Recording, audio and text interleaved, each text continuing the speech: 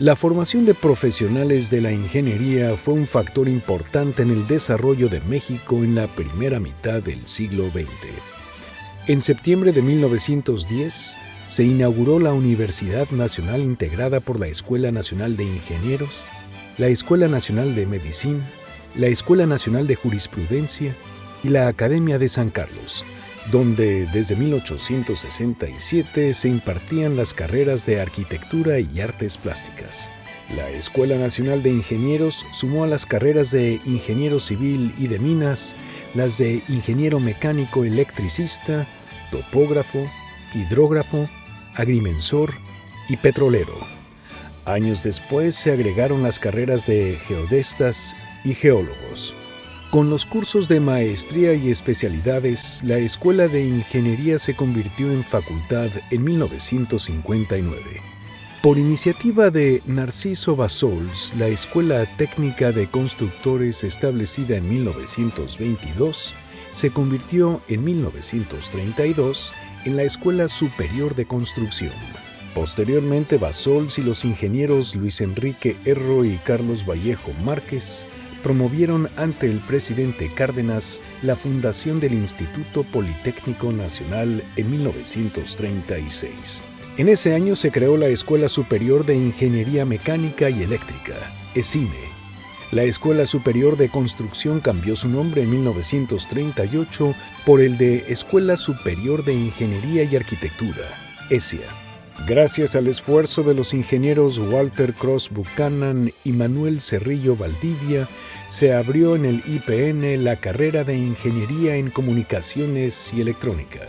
Proliferaron y se consolidaron entonces escuelas y facultades de ingeniería en universidades públicas como las de Guadalajara, Morelia y Mérida. En 1943 se fundaron el Instituto Tecnológico y de Estudios Superiores de Monterrey, que desde entonces contribuye en la formación de ingenieros en sus diversos campus, y el Centro Cultural Universitario, convertido 10 años después en la Universidad Iberoamericana, que contó desde sus primeros tiempos con un departamento de arquitectura. Varios egresados de la Escuela Nacional de Ingenieros destacaron en el mundo intelectual y político de México postrevolucionario. En 1930, Pascual Ortiz Rubio fue el primer y único ingeniero en ocupar la presidencia de la República. En el Porfiriato se había concesionado la perforación y explotación de pozos petroleros. Con la aparición de los motores de combustión interna de gasolina y posteriormente de diésel, aumentó la demanda de petróleo y sus derivados. En 1921, México fue el segundo productor mundial de petróleo con una producción de 193.4 millones de barriles, pero para 1937 la producción descendió a 46.9 millones de barriles. 3 meses después de la nacionalización del petróleo, el 18 de marzo de 1938, fue creado Petróleos Mexicanos S.A., hoy Pemex. De 1938 a 1952, la producción anual de crudo aumentó de casi 39 millones a cerca de 79 millones de barriles. Paralela a la evolución de Pemex, la ingeniería petrolera de México alcanzó un fuerte desarrollo en las áreas de localización de yacimientos y perforación de pozos. Nuevos métodos y técnicas de extracción aumentaron la eficiencia y evitaron el desperdicio de petróleo y gas. La producción de diésel revolucionó el transporte automotriz y el de ferrocarriles, que en 1945 contaba solo con 35 máquinas de diésel y 10 años después tenía 178. El aumento en la producción de petróleo hizo necesaria la construcción de una extensa red de oleoductos y gasoductos para distribuir el crudo y sus derivados refinados. La creciente demanda de energía eléctrica en estos años impulsó la construcción de plantas termoeléctricas e hidroeléctricas para satisfacer las necesidades de consumo tanto en ciudades como en áreas rurales. En particular, el sector industrial demandaba una gran cantidad de energía eléctrica para su consolidación y diversificación. con los primeros automóviles con motor de gasolina, al inicio del siglo XX se hizo urgente la construcción de nuevos caminos y la reforma integral de los ya existentes. Para 1925 había 28,000 kilómetros de brechas y caminos de herradura. Se creó entonces la Comisión Nacional de Caminos, que tomó a su cargo la construcción de las nuevas carreteras, ahora pavimentadas y diseñadas para la circulación de automóviles a velocidades antes insospechadas. Para 1940 eran ya 9,500 kilómetros de carreteras, a los que se añadirían en la siguiente década 12,500 kilómetros más. La fabricación de materias primas para producir asfalto en el lugar mismo en el que sería empleado facilitó la construcción de miles de kilómetros de carreteras y caminos asfaltados que, de 10,000 kilómetros en 1940, llegaron a cerca de 30,000 en 1950. La carretera pavimentada México-Cuernavaca, construida en 1948, fue la primera autopista con barrera de separación entre los carriles de una y otra dirección. En los años 40 quedaron concluidas las obras de la carretera panamericana. Durante la gestión de Javier Barros Sierra como secretario de Obras Públicas, la red carretera llegó en 1964 a 56,000 kilómetros, lo que significó un 30% de incremento en los 6 años de su ejercicio. Entre 1911 y 1920 se construyeron 31 presas en México. En 1916 se inauguró la presa La Boquilla sobre el río Conchos en Chihuahua, con una doble función, hidroeléctrica y dispensadora de agua para riego. La Comisión Nacional de Irrigación, creada en 1926, permitió el aprovechamiento de las aguas internacionales del río Bravo y sus afluentes del lado mexicano, en particular los de los ríos Colorado y Tijuana. Se realizaron entonces importantes obras, como la del río San Diego, la del río Conchos, la presa Calles en Pabellón, Aguascalientes, la presa Abelardo L. Rodríguez en Tijuana, Baja California, la presa Venustiano Carranza y el distrito de riego Don Martín en Coahuila.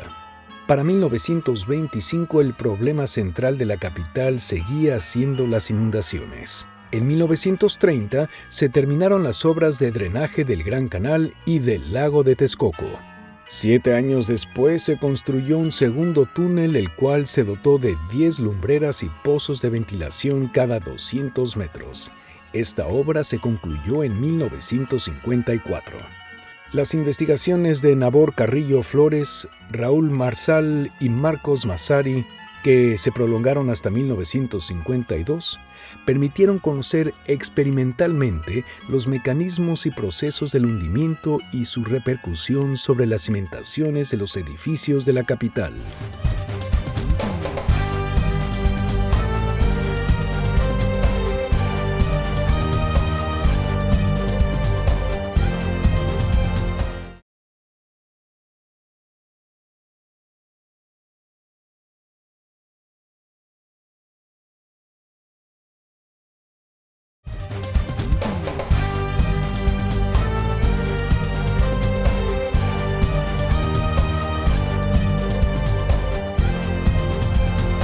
Se trató de un trabajo que se desarrolló en toda el área metropolitana actualmente a base de piezómetros para poder conocer las características de hundimientos de la ciudad y lo que permitía también establecer cuáles eran las causas del hundimiento, que tienen que ver, entre otras, con, desde aquellos tiempos, tiene que ver con la extracción de agua del subsuelo. La contribución real, tanto del doctor Marsal como de mi papá, a la ingeniería mexicana y particularmente a la mecánica de suelos, está directamente vinculado con el subsuelo y directamente articulado con la relación entre la construcción y el manejo del subsuelo. Uno de los edificios es el Palacio de las Bellas Artes, que sufrió hundimientos de diferentes proporciones y en diversas direcciones, sin que nunca haya sido afectada su estructura hecha a base de costillas de acero para la cúpula y de cimientos con mampostería y concreto armado. La Ciudad de México, como históricamente se sabe, Fue inicialmente construida en una isla, Tenochtitlán, dentro de un lago enorme, ¿no? Y poco a poco se fue secando el lago para permitir precisamente que creciera la ciudad. Se hizo primero un túnel, después un tajo, otros túneles, y todo eso permitió desecar prácticamente toda la área. Este tipo de suelo pues no presenta muchas dificultades para la construcción. Las construcciones pesadas sobre un suelo tan deformable se hunden. También por el bombeo que se ha hecho de agua desde el acuífero profundo, se ha inducido un hundimiento regional de toda la zona lacustre, que ha alcanzado, si nos referimos a 1862, que es una de las primeras nivelaciones confiables que tenemos, algunas partes se han hundido casi 15 metros. 15 metros. Entonces, la ciudad así se está hundiendo y se sigue hundiendo. Actualmente hay zonas que se hunden 40 centímetros al año, eso en Chalco, en Ciudad Nezahualcóyotl, por ejemplo, hay hundimientos muy fuertes.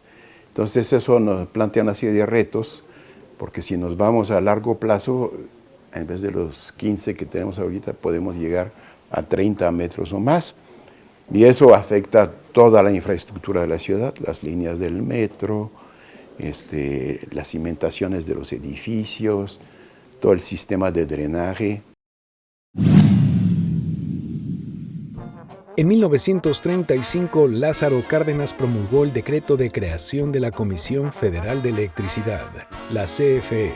El ingeniero civil Carlos Ramírez Ulloa, su primer director, asumió el compromiso de producir energía eléctrica para todo el país. Para lograrlo, era necesario construir plantas hidroeléctricas, establecer líneas de conducción de electricidad y crear las centrales para su distribución. Todas eran empresas extranjeras, o bien eran para usos propios de sus empresas, y empezaron a ver alumbrado público. La empresa del Río Blanco en Veracruz fue la que empezó a dar alumbrado público y empezar a dar servicio a la población, y así se empezaron a formar empresitas. Pero era un verdadero desastre, pues era una confusión completa. Pero al aspecto social, al aspecto de pequeñas poblaciones, al aspecto rural, estaba totalmente olvidado, ¿no? De ahí nace la necesidad de que existiera una empresa eléctrica del país. El primer proyecto hidroeléctrico importante de la CFE fue el de Ixtapantongo en Valle de Bravo, Estado de México. Lo siguieron la presa La Angostura, la presa El Mante, la presa en Bajomuy, la presa Solís, la presa El Palmito, Lázaro Cárdenas, la presa El Azúcar, la presa Álvaro Obregón y la presa Jicalán, primera obra de construcción pesada hecha totalmente por ingenieros mexicanos. Las nuevas instalaciones hidroeléctricas llevaron electricidad a sitios que nunca habían contado con el servicio. El 6 de julio de 1917 inició el servicio postal aéreo con el vuelo del teniente piloto aviador Horacio Ruiz Gaviño, quien voló de Pachuca a la Ciudad de México. En 1921 se autorizó a la Compañía Mexicana de Transportación Aérea, precursora de la Compañía Mexicana de Aviación, a transportar pasajeros. En 1929 inició vuelos internacionales con la ruta México-Tuxpan-Tampico-Brownsville. En sus inicios, el despegue y aterrizaje se hacían en terrenos aplanados próximos a las ciudades. En 1931 entró en funciones en la Ciudad de México un primer aeropuerto con una pista. En 1939, Juan Villasana, Carlos Manero y Guillermo Torres concluyeron el primer edificio y el ajuste de la pista del Aeropuerto Central en los terrenos de la antigua Hacienda de Balbuena. La construcción del aeropuerto requirió de estudios de mecánica de suelos para que las pistas resistieran el impacto de las aeronaves y no se hundieran en el subsuelo fangoso de la Ciudad de México, además de estudios orográficos y de vientos. En 1952 y 1954, Augusto H. Álvarez, Enrique Carral, Manuel Martínez, Guillermo Pérez y Ricardo Flores hicieron modificaciones importantes en las pistas, los hangares y en la terminal de pasajeros. En los años 40 se construyeron los aeropuertos de Acapulco, Guadalajara, Aguascalientes, Zacatecas, Durango, Nogales y Ciudad Juárez. A partir de 1920 se desarrolló en México la radiodifusión. José de la Herrán aprendió en Estados Unidos los secretos de la comunicación inalámbrica y cómo fabricar pequeños receptores. A su regreso a México en 1922 montó una radiodifusora que se escuchaba a miles de kilómetros, incluso el Polo Norte. En 1924 instaló las estaciones CIB y XEB, propiedad de la cigarrera El Buen Tono. Poco después instaló las radiodifusoras de la Compañía de Luz y Fuerza y de Mexicana de Aviación, y con Emilio Azcárraga la XEW, la cual para 1934 poseía ya un transmisor de 50,000 watts. La primera transmisión por vía satelital se realizó durante los Juegos Olímpicos de 1968, a través del satélite ATS-3, propiedad de la NASA. Para este proyecto se construyeron la Torre Central de Telecomunicaciones de la Ciudad de México y la Estación Terrestre de Comunicaciones Espaciales en Tulancingo, Hidalgo. En 1985 entró en funciones el satélite Morelos 1, después el 2 y el 3, y a partir de 1996 los UNAMSAT.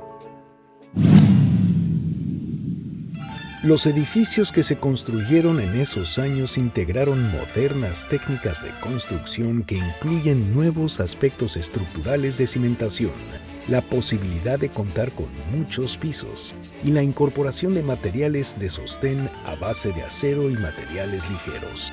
Los bloques de tepetate, tan usados a fines del siglo anterior, fueron sustituidos por tabique, tabicón y conglomerados de menor peso.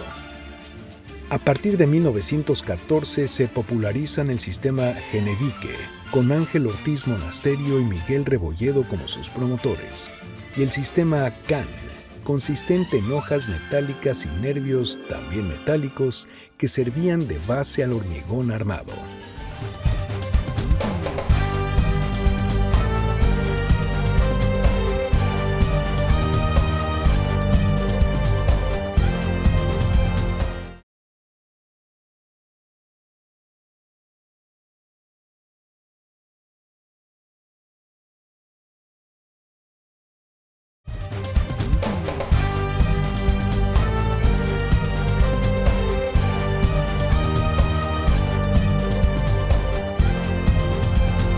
Cemento, piedra y arena, mezclados de distintas formas, fueron y siguen siendo el secreto de un concreto más resistente y elástico. El edificio del Palacio de Hierro, construido entre 1918 y 1921 por Paul Dubois, incluyó tanto las novedades estructurales con el empleo de concreto armado, traves y varillas de acero, como las de uso de cerámica y vitrales Art Nouveau. El ingeniero Modesto Roland fue un personaje clave en el empleo de concreto armado y prefabricados en México. Para 1926 había registrado 11 patentes sobre prefabricados de concreto, tabicones huecos, tinacos, traves y una bomba de agua que trabaja con energía eólica. Estableció en Mérida una planta de prefabricados de concreto y una compañía para la venta de casas de bajo precio. Resalta también el estadio para la Universidad Veracruzana en Jalapa, inaugurado en 1925, el cual tuvo el primer techo de concreto volado de grandes dimensiones construido en el país. El proyecto del estadio hizo los cálculos y empezó entonces a hacer la compra de los materiales y la contratación del personal para hacer el proyecto.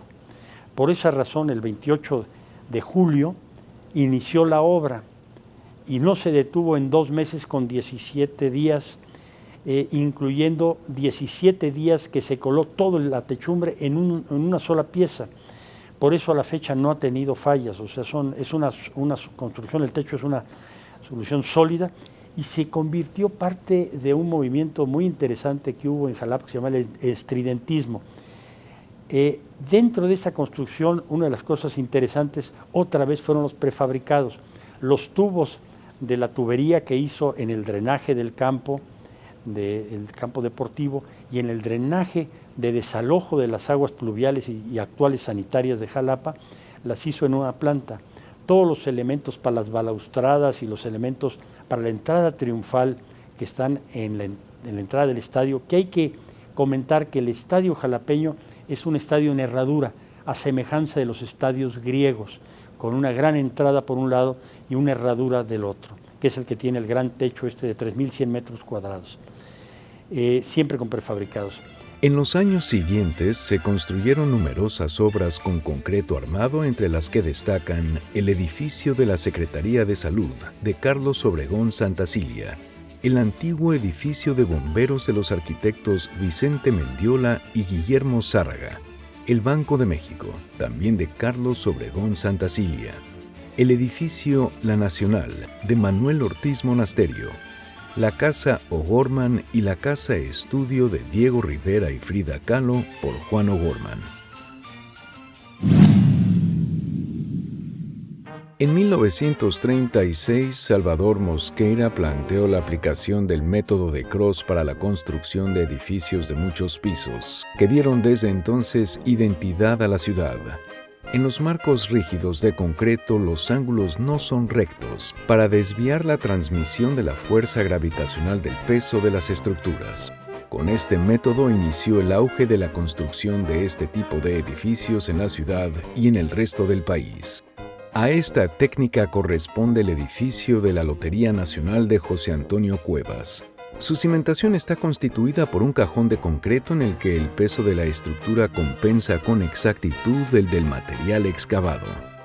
Otros edificios de estas características son el Centro Escolar Revolución, construido por Antonio Muñoz García, el Palacio Legislativo, hoy Monumento a la Revolución, y el Hotel Reforma, construido por Carlos Obregón Santacilia y Mario Pani. El edificio del Sindicato Mexicano de Electricistas, obra de Enrique Yáñez y Ricardo Rivas, es otro buen ejemplo, al igual que los teatros Orfeón, obra de John y Drew Everson, y el Metropolitan, de Pedro Gorospe.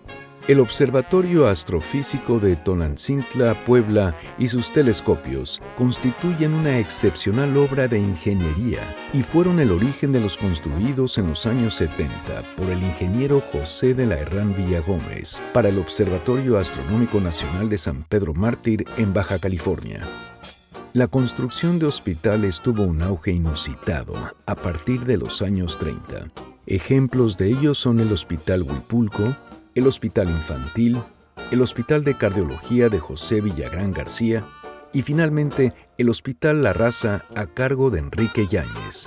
Otros ejemplos de interés son la Escuela Nacional de Maestros y la Unidad Modelo de Mario Pani y el Centro Habitacional Unidad Presidente Alemán, en el cual participó Bernardo Quintana Compani, y el edificio Basurto de Francisco Serrano. Con la construcción del fraccionamiento Pedregal de San Ángel por cuenta de Luis Barragán y Carlos Contreras, iniciado en 1949, surgió un nuevo estilo de arquitectura mexicana y procedimientos de cimentación y construcción propios para un suelo irregular de origen volcánico. Los prefabricados en la segunda mitad del siglo XX tomaron auge gracias a las aportaciones del ingeniero Modesto Roland. La construcción de la Plaza de Toros México, actualmente la más grande del mundo, contó con su colaboración. Ante el asombro de técnicos y de la opinión pública, esta obra se terminó en solo 6 meses. Para el simulado de la parte alta de la plaza, 3.500 carpinteros trabajaron durante 70 días seguidos. El colado de la gradería superior de la plaza se efectuó sin interrupción durante 3 semanas hasta su total conclusión. La gradería superior es un enorme colado monolítico. El aspecto más novedoso de la monumental Plaza de Toros México fue que abajo del nivel de la calle, la gradería se formó con 22,000 piezas de asientos precolados elaborados ahí mismo. Hay una cosa importante en la solidez. Hay que tomar en cuenta que en la Plaza de Toros de México y en Jalapa, para el caso, son dos lugares con alta sismicidad. En Jalapa, en 1922, hubo un terrible terremoto que hizo caer al suelo la mayoría de los edificios importantes de aquella ciudad. Sin embargo, el colado del techo de 3.100 metros se hizo en un plazo de solamente 17 días. ¿Qué fue lo que sucedió? Cimbró toda la techumbre y la coló de una sola pieza. 17 días continuos, día y noche, sin juntas de construcción, es una sola pieza. Dicen los estridentistas, es una gran pieza mítica, mitológica, integrada, parecía hecha, esculpida en piedra, que ahí está. En la Plaza de Toros, por su parte, sucedió lo mismo. La parte alta, comentaba yo, es una sola pieza, también se cimbró completamente toda la parte alta de la plaza y se coló en 21 días, colados continuos. Fueron 21 días de colados día y noche. Por esa razón han pasado ciclones, muchedumbres, lluvias torrenciales y ahí está la Plaza de Toros y el estadio. No han sufrido daños. ¿Por qué? Por la solidez de la construcción. Es una sola pieza. La construcción de Ciudad Universitaria en la Ciudad de México entre 1947 y 1954 marcó toda una época en la historia de la construcción y la arquitectura en México y estuvo a cargo de Mario Pani y Enrique del Moral. El ingeniero Javier Barros Sierra participó como ingeniero estructuralista en las escuelas de veterinaria y odontología, los laboratorios de la Escuela de Ciencias Químicas, el Estadio Olímpico Universitario, el multifamiliar para maestros y las torres de ciencias y de filosofía y letras. Él es uno de los fundadores de ICA, de esta empresa de ingenieros civiles asociados, y allí su papel es el de calculista y estructurista. Al decir del ingeniero Daniel Ruiz, en ese momento empieza realmente la mecánica de suelos en México. Su trabajo fue orientado mucho a las cimentaciones. De hecho, a él le toca ser el primer gerente de una empresa paralela a ICA que se llamó EXA, Estructuras y Cimentaciones Sociedad Anónima. Es entonces cuando se construyen, participa en la construcción de varios edificios de Ciudad Universitaria, como son la Facultad de Filosofía y Letras, la Facultad de Ciencias, el ala poniente del Estadio Universitario, entre otras. Y edificios también en la ciudad, como el Mercado de la Merced, por ejemplo.